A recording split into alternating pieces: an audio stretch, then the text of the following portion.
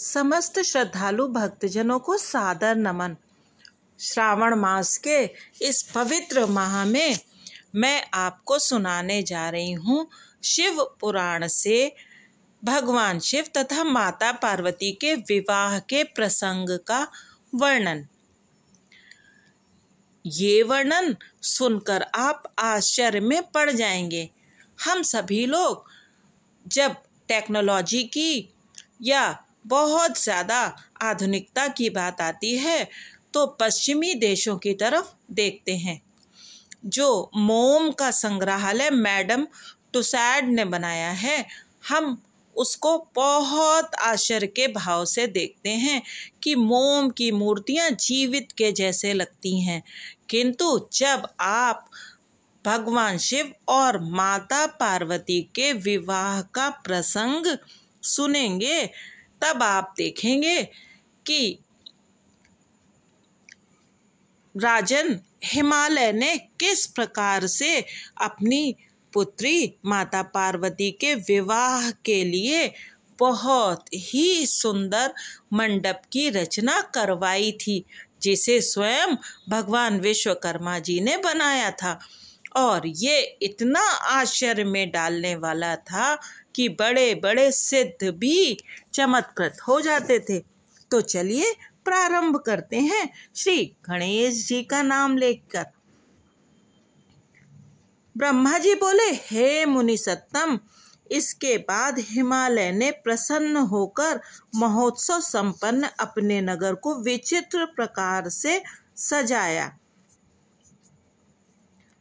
उन्होंने सभी मार्गों पर जल का छिड़काव कराया और सभी प्रकार की रिद्धि सिद्धि से नगर को अलंकृत कर प्रत्येक द्वार को केले के खंभे तथा मंगल द्रव्यों से सुसज्जित किया। आंगन में केले के खंभे लगवाए गए। रेशमी धागों में आम का पल्लव बांधकर बंधनवार, जिसमें मालती की माला बंधी हुई थी, लटकाया गया और उस आंगन को चारों दिशाओं में कल्याणकारी मंगल द्रव्यों से सुशोभित किया गया।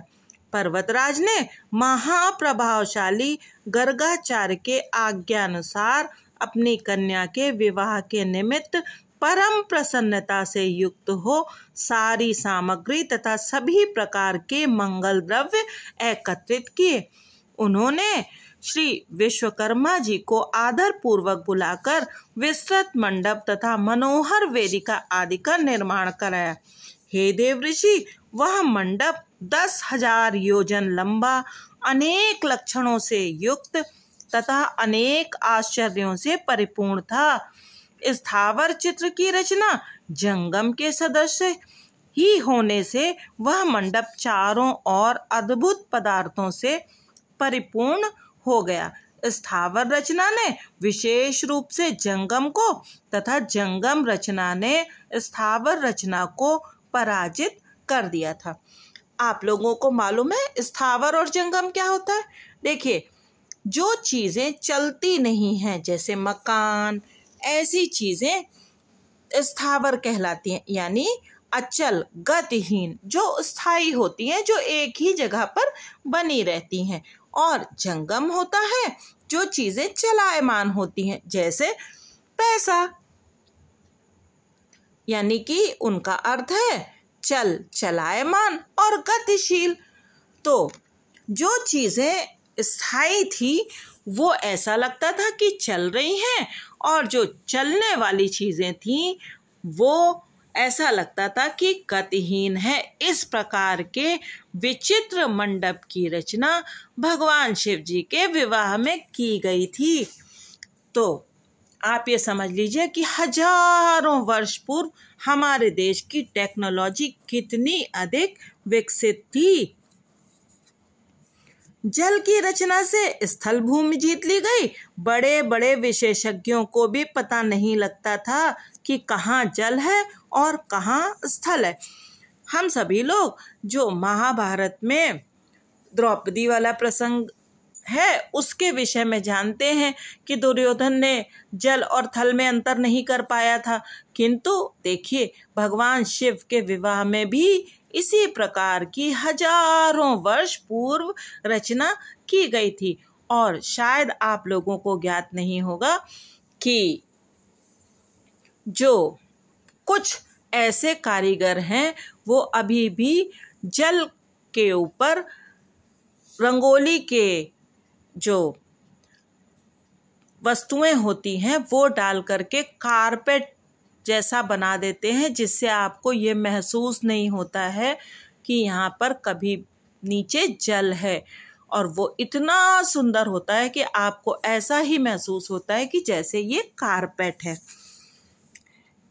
कहीं पर कृत्रिम सिंह तथा सारसों की पंक्ति बनी हुई थी तथा कहीं अत्यंत मनोहर कृत्रिम मोर बने हुए थे। कहीं पुरुषों के साथ नाचती हुई स्त्रियों के चित्र बनाए गए थे। वे कृत्रिम स्त्रियां अपनी दृष्टि से देखते हुए पुरुषों को मानो मोह रही थीं। इसी प्रकार हाथ में धनुष धारण किए मनोहर द्वारपाल स्थावर होकर भी जंगम के सदस्य प्रतीत होते थे। यानी जो द्वारपाल थे वो मूर्तियां थीं, लेकिन ऐसा लगता था कि वो असली में जीवित मानव हैं। क्षीर सागर से उत्पन्न हुई सर्व लक्षण युक्त साक्षात लक्ष्मी जी के समान अद्भुत कृत्रिम महालक्ष्मी दरवाजे पर बनाई गई थीं। अलंकृत हाथी वास्तविक हाथी के समान दिखाई पड़ते थे। इसी प्रकार घुड़सवारों से समन्वित अश्व तथा गजारोहियों से युक्त गज और आश्चर्यपूर्ण रथी से युक्त रथ समता में किसी प्रकार जीवधारी से कम न थे। अनेक प्रकार के वाहन तथा पैदल कृत्रिम होते हुए भी अकृत्रिम जैसे प्रतीत होते थे। हे मुने, उन प्रसन्न चित्त विश्वकर्मा जी ने देवताओं और मुनियों को मोहित करने के लिए यह सब किया था। हे मुने, महाद्वार पर शुद्ध स्फटिक के समान अत्यंत उज्ज्वल नंदी का चित्र बनाया गया था। वह साक्षात नंदी के ही समान था। उसके ऊपर महादिव्य रत्न जटित एवं मनोहर पल्लवों तथा चामरों से शोभायमान पुष्पक विमान रखा हुआ था। द्वार के बाएं भाग में शुद्ध काश्मीरी रंग के 4 दांत वाले 2 हाथी बनाए गए थे, जो महाकांतिमान तथा 60 वर्ष के थे और एक दूसरे से भिड़े हुए थे। उसी प्रकार सूर्य के समान महाकांतिमान तथा दिव्य 2 घोड़े भी बनाए गए थे, जो चवरों से तथा दिव्य अलंकारों से सुसज्जित थे। विश्वकर्मा जी ने श्रेष्ठ रत्नों से विभूषित यथार्थ रूप वाले सभी लोकपालों तथा देवताओं को बनाया था। इसी प्रकार तपोधन भृग ऋषि तथा अन्य ऋषियों, उपदेवताओं, सिद्धों तथा अन्य लोगों के भी चित्रों का निर्माण किया गया था। कृत्रिम विष्णु जी अपने गरुण आदि पार्षदों के साथ इस प्रकार के बनाए गए थे कि उनको देखने से महान आश्चर्य प्रतीत हो रहा था। हे नारद, इसी प्रकार अपने पुत्रों, वेदों एवं परिवार के साथ सूक्त पाठ करते हुए मुझ ब्रह्मा के चित्र का भी निर्माण कराया गया था। विश्वकर्मा ने ऐरावत पर चढ़े हुए अपने दल सहित इंद्र का निर्माण किया था, जो पूर्ण चंद्र के समान प्रकाशित हो रहे थे। हे देव ऋषि, बहुत कहने से क्या लाभ। विश्वकर्मा जी ने हिमालय से प्रेरित होकर संपूर्ण देव समाज की शीघ्र ही रचना की थी। इस प्रकार दिव्य रूप से युक्त देवताओं को मोहित करने वाले तथा अनेक आश्चर्यों से परिपूर्ण उस विशाल मंडप का निर्माण विश्वकर्मा ने किया। इसके अनंतर महाबुद्धिमान विश्वकर्मा ने हिमालय की आज्ञा पाकर देवताओं आदि के निवास के लिए यत्न पूर्वक उनके लोकों की रचना की। विश्वकर्मा ने देवताओं को सुख देने वाले अत्यधिक प्रभाव वाले परम आश्चर्यकारक तथा दिव्य मंचों का भी निर्माण किया। उन्होंने ब्रह्मा के निवास के लिए क्षण भर में परम दीप्ति से युक्त अद्भुत सत्यलोक की रचना कर डाली। उसी प्रकार उन्होंने विष्णु जी के लिए बैकुंठ नामक स्थान क्षण मात्र में बनाया, जो अति उज्जवल, दिव्य तथा नाना प्रकार के आश्चर्यों से युक्त था। उन विश्वकर्मा ने संपूर्ण ऐश्वर्य से युक्त अत्यंत अद्भुत, दिव्य तथा उत्तम इंद्र भवन का निर्माण किया। उसी प्रकार उन्होंने लोकपालों के लिए सुंदर, दिव्य, अद्भुत तथा महान ग्रहों की प्रीत पूर्वक रचना की। उन्होंने अन्य देवताओं के लिए क्रमशः विचित्र ग्रहों की रचना की। शिव जी से वर प्राप्त करने के कारण महाबुद्धिमान विश्वकर्मा ने क्षण भर में शिव जी की प्रसन्नता के लिए सारे स्थान का निर्माण किया। उन्होंने शिवलोक में रहने वाले परम उज्ज्वल, महान प्रभाव वाले श्रेष्ठ देवताओं से पूजित, गिरीश के चिन्हों से युक्त तथा शोभा संपन्न शिव ग्रह का निर्माण किया। उन विश्वकर्मा ने शिव जी की प्रसन्नता के लिए इस प्रकार की विचित्र, परम आश्चर्य से युक्त तथा परमोज्वल रचना की थी। इस प्रकार यह सारा लौकिक व्यवहार करके वे हिमालय अत्यंत प्रेम से शिव जी के आगमन की प्रतीक्षा करने लगे। हे देव ऋषि, मैंने हिमालय का आनंददायक वृत्तांत पूर्ण रूप से कह दिया। अब आप और क्या सुनना चाहते हैं? तो ये तो अभी मंडप की रचना की गई है। इसके बाद भगवान शिव जी सभी देवताओं को आमंत्रित करेंगे और उसके बाद शिव जी अपनी बारात लेकर के चलेंगे। तो प्रारंभ करते हैं। नारद जी बोले, हे विष्णु शिष्य, हे महाप्राज्ञ, हे तात, हे विदे, आपको प्रणाम है। हे कृपा निधे, हम लोगों ने आपसे यह अद्भुत कथा सुनी। अब मैं शिव जी के वैवाहिक चरित्र को सुनना चाहता हूँ, जो परम मंगलदायक तथा सब प्रकार की पाप राशि का विनाश करने वाला है। मंगल पत्रिका प्राप्त करने के बाद महादेव जी ने क्या किया? परमात्मा शिव जी की वह दिव्य कथा सुनाइए। ब्रह्मा जी बोले, हे वत्स, हे महाप्राज्ञ, महादेव जी ने मंगल पत्रिका प्राप्त करने के पश्चात जो किया, भगवान शंकर के उस यश को सुनिए। विभु शिव जी प्रसन्नता पूर्वक मंगल पत्रिका ग्रहण कर जोर से हंसे और उन्होंने प्रसन्नचित्त होकर उस लग्न पत्रिका लाने वालों का बड़ा स्वागत सम्मान किया। उन्होंने उस लग्न पत्रिका को सम्यक पढ़कर विधि विधान से स्वीकार किया तथा उन लोगों को आदर से बहुत सम्मानित कर विदा कर दिया। उन्होंने सप्तऋषियों से कहा कि आप लोगों ने यह परम कल्याणकारी कार्य ठीक से संपन्न किया। अब मैंने विवाह स्वीकार कर लिया है, अतः मेरे विवाह में आप लोग अवश्य आइएगा। शिव जी के इस प्रकार के वचन को सुनकर वे परम प्रसन्न हो गए और उनको प्रणाम कर तथा उनकी प्रदक्षिणा करके अपने परम भाग्य की सराहना करते हुए अपने घर चले गए। हे मुने, तब महान लीला करने वाले देवताओं के सहित देवेश्वर प्रभु शिव जी ने लोकाचार का आचरण करते हुए शीघ्र आपका स्मरण किया। उस समय आप अपने सौभाग्य की प्रशंसा करते हुए बड़ी प्रसन्नता के साथ वहां आए और हाथ जोड़कर सिर झुकाकर विनम्रता से उन्हें प्रणाम करते हुए बारंबार जय शब्द का उच्चारण करके आपने उनकी स्तुति की, यानी कि शिव जी ने नारद जी को अपने यहाँ बुलाया। हे मुने, उसके बाद अपने भाग्य की प्रशंसा करते हुए आपने शिव जी से आज्ञा प्रदान करने के लिए निवेदन किया। हे मुनिवर, तब प्रसन्न चित्त होकर लौकिकी गति को दिखाते हुए शुभ वचनों से आपको प्रसन्न करते हुए शिव जी कहने लगे। शिव जी बोले, हे मुनि श्रेष्ठ, मैं जो कहता हूँ उसे प्रेम पूर्वक सुनिए। आप मेरे परम प्रिय तथा भक्त राज शिरोमणि हैं, इसीलिए आपसे कहता हूँ, आपकी आज्ञा से पार्वती ने जिस प्रकार की महान तपस्या की थी, उससे संतुष्ट होकर मैंने उसे पति बनने के लिए वरदान दे दिया है। मैं उसकी भक्ति के वशीभूत होकर अब विवाह करना चाहता हूँ। सप्त ऋषियों ने सारा कार्य संपन्न कर दिया है और विवाह का लग्न भी निश्चित कर दिया। हे नारद, वह विवाह आज के 7वें दिन होगा। मैं लोक रीति का आश्रय लेकर वैवाहिक महोत्सव करूंगा। ब्रह्मा जी बोले, हे तात, इस प्रकार परमात्मा शंकर का वचन सुनकर आप परम प्रसन्न हो उन प्रभु को प्रणाम करके यह वचन कहने लगे। नारद जी बोले, आपका यह व्रत है कि आप भक्तों के अधीन रहते हैं और ऐसा सभी का मत भी है, इसीलिए आपने यह उचित ही किया, क्योंकि पार्वती जी यही चाहती भी थी। हे विभो, अब मेरे योग्य जो कोई कार्य हो आप मुझे बताइए। आपको प्रणाम है, आप मुझे अपना सेवक मानकर कृपा कीजिए।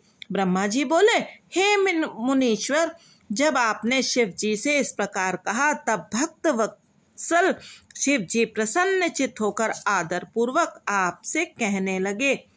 शिव जी बोले, हे मुने, आप मेरी ओर से विष्णु आदि देवों, मुनियों, सिद्धों तथा अन्य लोगों को भी चारों ओर निमंत्रण दीजिए। मेरी आज्ञा को मानते हुए उपयुक्त सभी लोग उत्साह तथा शोभा से युक्त हो अपनी स्त्री, पुत्र तथा गणों के सहित इस विवाह में आए।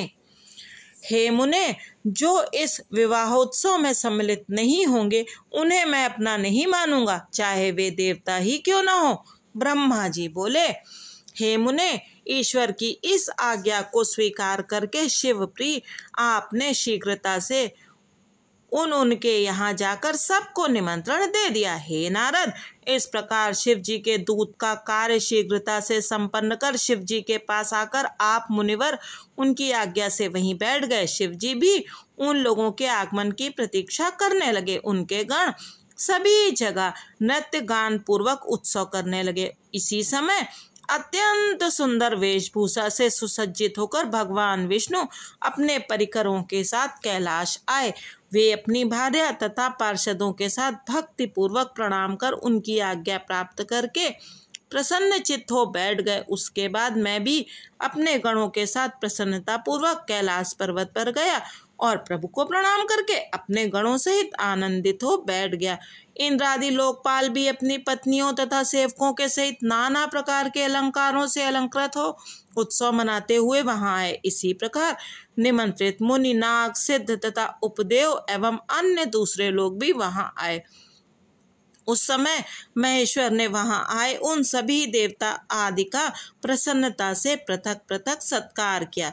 उस समय कैलाश पर देव स्त्रियों ने यथा योग्य नृत्य आदि करना प्रारंभ कर दिया तथा वहां अद्भुत एवं महान उत्सव होने लगा। हे मुने, इसी समय जो विष्णु आदि देवगण शिव जी के यहाँ आए हुए थे वे सब लोग शिव की वर यात्रा की तैयारी कराने के लिए प्रसन्नता से निवास करने लगे। उस समय शिव जी की आज्ञा से आए हुए सभी लोग शिव जी के कार्य को यह मेरा ही कार्य है ऐसा समझकर शिव जी की सेवा करने लगे। सप्त मातृकाओं ने शिव जी के विवाह का दूल्हा वेश बड़े प्रेम से शिव जी के अनुरूप सजाया। हे मुनिश्रेष्ठ, परमेश्वर प्रभु की इच्छा से ही उनके स्वाभाविक वेश को भूषणों से सजाया गया। सप्त मातृकाओं ने मुकुट के स्थान पर चंद्रमा को बांध दिया। उनके ललाट में रहने वाला तीसरा नेत्र तिलक रूप से शोभित किया गया। हे मुने, नाना रत्नों से दैदीप्यमान 2 सर्पों को दोनों कानों को अलंकृत करने वाले कुंडल के रूप में शोभित हुए। उनके अंग में निवास करने वाले अन्य सर्प अनेक रत्नों से युक्त आभूषणों के समान सुशोभित हुए। उनके शरीर में लगी हुई विभूति चंदनादि पदार्थों से उत्पन्न उत्तम अंगराग हो गया। उनका परम सुंदर गज चर्म दिव्य दुकुल के समान हो गया। अंगराग हमारे यहाँ लगाने का चलन था, जिसमें चंदन आदि और सुगंधित द्रव्य वगैरह मिला करके वो शरीर पर लेपन किया जाता था। और गज चर्म यानी हाथी का चर्म। उस समय शिव जी का ऐसा सुंदर रूप हो गया जो अवर्णनीय था। वे साक्षात ईश्वर हैं, अतः उन्होंने सभी ऐश्वर्य धारण कर लिया था। उस समय सभी देवता, दानव, नाग, पन्नग, अप्सराएं तथा महर्षि गण उत्सव से युक्त होकर शिव जी के समीप जाकर प्रसन्न हो कहने लगे। सभी लोग कहने लगे, हे महादेव, हे महेश्वर, हिमालय पुत्री महादेवी पार्वती जी से विवाह करने के लिए आप हम सभी के साथ कृपा पूर्वक प्रस्थान करें। तदुपरांत शिव तत्व को जानने के कारण प्रसन्न चित्त वाले विष्णु जी ने भक्ति पूर्वक शिव जी को प्रणाम कर उस प्रस्ताव के अनुरूप कहना प्रारंभ किया। विष्णु जी बोले, हे देव, हे महादेव, हे शरणागत वत्सल, आप अपने भक्तों का मनोरथ पूर्ण करने वाले हैं, अतः हे प्रभु मेरा निवेदन सुने। हे शंभो, हे शंकर, आप ग्रह सूत्र की विधि से गिरीश सुता देवी पार्वती के साथ अपने विवाह का कर्म कीजिए। हे हर, यदि आप ग्रह सूत्र की विधि से विवाह कर्म करेंगे तो सारे लोक में इसी प्रकार से विवाह की विधि प्रसिद्ध हो जाएगी। हे नाथ, इस लोक में आप अपने यश की घोषणा करते हुए कुल धर्म के अनुसार मंडप स्थापन तथा नांदी मुख कृत्य प्रसन्नता पूर्वक कीजिए। ब्रह्मा जी बोले, विष्णु के द्वारा इस प्रकार कहे जाने पर परमेश्वर शंकर जी ने समस्त लौकिकाचार मुझ ब्रह्मा के द्वारा संपन्न करवाया। हे नारद, उन्होंने सारे अभ्युदय का कार्यभार मेरे ऊपर सौंप दिया और मैंने भी मुनियों के साथ प्रेम पूर्वक सभी कृत्यों को पूरा किया। हे महामुने, कश्यप, अत्रि, वशिष्ठ, गौतम, भृगु, गुरु, कण्व, बृहस्पति, शक्ति, जमदग्नि, पराशर, मार्कंडेय, शिलापाक, अरुणपाल, अकृतश्रम, अगस्त्य, च्यवन, गर्ग, शिलाद, दधीच, उपमन्यु, भागुरी, भरद्वाज, अकृतवर्ण, पिपलाद, कुशिक, कौत्स शिष्यों के सहित व्यास, ये तथा अन्य बहुत से ऋषिगण शिव जी के समीप आए और मेरी प्रेरणा से उन्होंने विधिवत क्रिया संपन्न की। वेद वेदांग के पारगामी उन ऋषियों ने शिव जी का समस्त कौतुक मंगल कर वेद रीति के अनुसार उनकी रक्षा का विधान किया। उन संपूर्ण ऋषियों ने ऋक, यजु, साम एवं अन्य नाना प्रकार के रक्षोधन सूक्तों से अनेक प्रकार से मंगल पाठ किए। उन्होंने विघ्न शांति के लिए मुझसे तथा श्री शिव जी से मंडपस्थ देवताओं तथा समस्त ग्रहों का पूजन करवाया। इस प्रकार शिव जी ने प्रसन्न होकर समस्त लौकिक कुलाचार तथा वैदिक विधि का संपादन कर प्रसन्नता पूर्वक ब्राह्मणों को प्रणाम किया।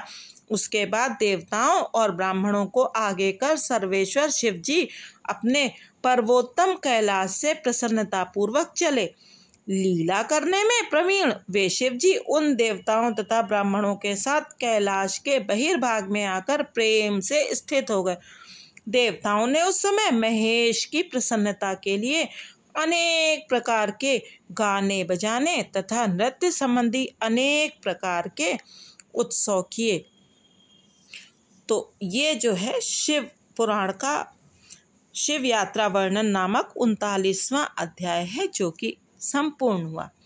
और एक बात और कि आज भी हम सभी लोग वही सारी विधियां हजारों सालों बाद भी करते चले आ रहे हैं, इसीलिए हमारा सनातन धर्म सुरक्षित है। आप सभी लोग जब घर में कोई पूजा पाठ होता है तो आज भी आम का बंधनवार बना करके अपने अपने घरों में टांगते हैं और केले का मंडप बनाते हैं। तो इस प्रकार से हमारा सनातन धर्म आज भी सुरक्षित है। मेरा जो ये वीडियो बनाने का और आप सब लोगों को बताने का यही उद्देश्य है कि हमारा सनातन इसी प्रकार से जो आजकल के बच्चे हैं उनके मन में बैठ जाए और वो सब इसको बड़ी प्रसन्नता से ग्रहण करें और इसके महत्व को समझे। बच्चों को लगता है कि पश्चिमी सभ्यता बहुत श्रेष्ठ है, किंतु हमारी सभ्यता और संस्कृति सबसे ज़्यादा अच्छी है और उत्तम है, क्योंकि यहाँ सबके लिए स्थान है। तो आप सभी लोगों को भगवान शिव के विवाह का ये प्रसंग और ये वर्णन अच्छा लगेगा, ऐसी मुझे आशा है। कृपया कमेंट करके ज़रूर बताइए। फिर आगे पाठ और करेंगे। धन्यवाद।